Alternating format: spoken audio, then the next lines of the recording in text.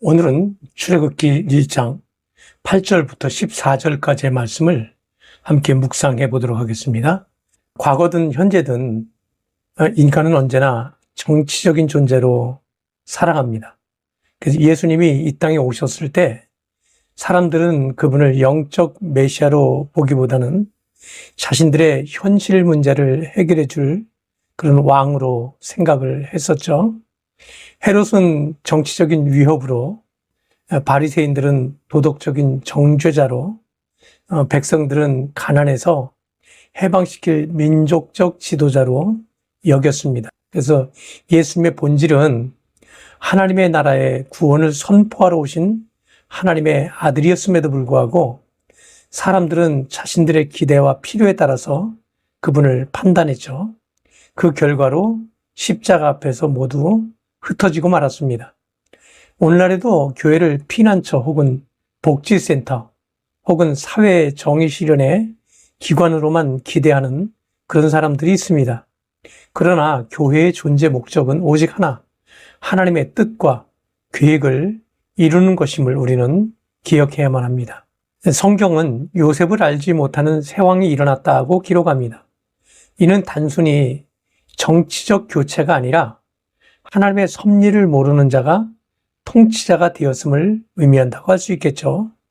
요셉은 한때 애굽의 구원자와 같은 인물이었고 그의 지혜로 애굽은 대기근을 이겨냈으며 그로 인해서 왕조와 나라가 견고해졌습니다. 그렇지만 시간이 흐르면서 그 은혜가 잊어졌고 새로운 왕은 과거의 신실함보다 현재의 두려움과 정치적 계산에 의존하면서 통치를 시작합니다. 출애굽기 1장 9절로 10절에 말씀하죠. 이 백성 이스라엘 자손이 우리보다 많고 강하도다. 우리가 그들에게 대하여 지혜롭게 하자라고 말합니다. 이 말 속에는 이스라엘 백성에 대한 두려움과 시기, 또 정치적 의도가 섞여 있다고 할 수 있습니다. 그 결과로 그가 선택한 방법은 억압과 강제의 노역이었습니다.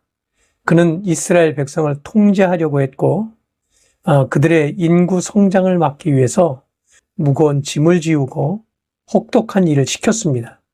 그런데 아이러니하게도 바로가 백성을 억압할수록 그들은 더욱 번성하고 강해졌습니다. 12절에 말씀하죠.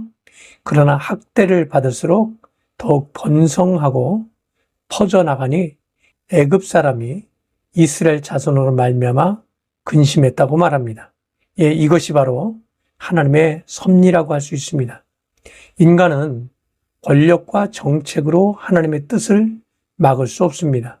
하나님이 번성케 하시면 그 누구도 그것을 막을 수 없습니다. 바로는 백성을 억압하기 위해 감독들을 세웠습니다.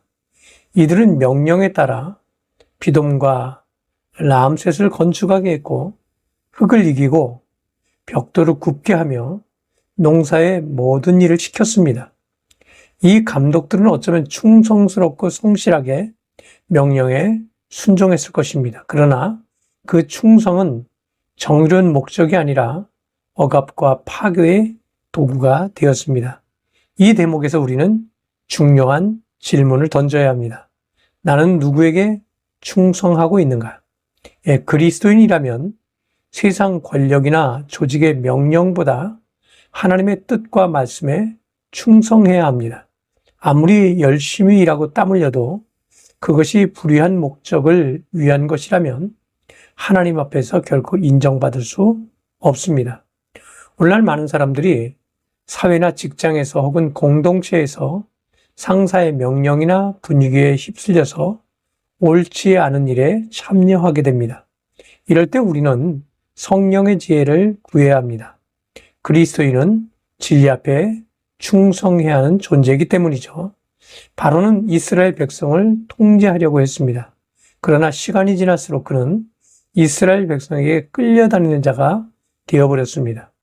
두려움은 점점 커지고 억압은 점점 더 강해졌지만 결과는 정반대였습니다. 이는 오늘날 우리에게 매우 중요한 교훈을 던져줍니다. 사람은 자신이 통제하려 한 대상에 의해서 오히려 통제당하는 존재로 전락할 수 있다는 것이죠. 물질을 붙잡았던 사람은 물질에 끌려다니게 되고, 명예를 쫓던 자는 명예에 잡혀 흔들리며, 권력을 움켜쥐려 했던 자들은 권력의 희생양이 되기도 합니다. 우리가 주님이 아닌 다른 것을 의지할 때 그 의지한 대상은 우리의 주인이 되며 종이 되게 합니다. 애굽의 왕은 자기 백성을 자신이 잘 다스린다고 생각했을 것입니다. 감독들도 충성스러운 관리라고 자부했을 것이죠.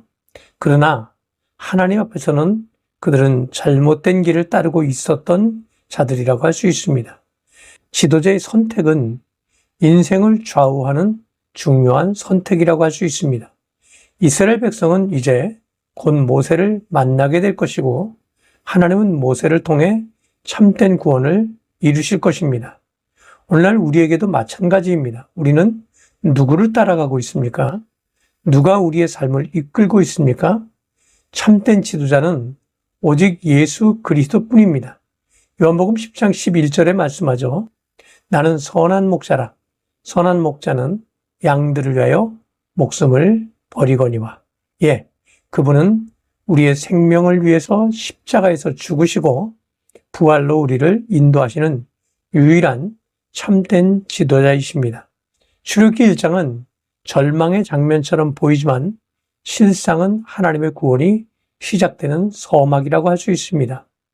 인간의 권력은 하나님의 뜻을 막을 수 없습니다. 오히려 고난은 믿음의 백성을 정금같이 단련시키며 하나님의 뜻을 더 선명히 드러나게 만들어줍니다. 세상은 교회를 정치적 힘의 중심으로 영향력 있는 조직으로 보기를 원하지만 교회의 본질은 하나님의 뜻을 이루는 공동체라고 할 수 있습니다. 우리 각자도 세상의 가치에 끌려다니지 않고 예수 그리스도를 참된 지도자로 따르며 어디에서든 하나님의 정의와 자비 또 진리를 따라 살아갈 수 있어야 합니다. 하나님은 지금도 우리의 역사 가운데 일하고 계십니다. 고난 속에서도 억압 속에서도 하나님의 뜻은 멈추지 않고 하나님의 백성은 결코 무너지지 않습니다. 오늘도 예수 그리스도를 따르며 오직 하나님의 뜻을 따라 살아가기로 결단하는 우리 모두가 되어지기를 주님의 이름으로 부탁을 드립니다. 감사합니다.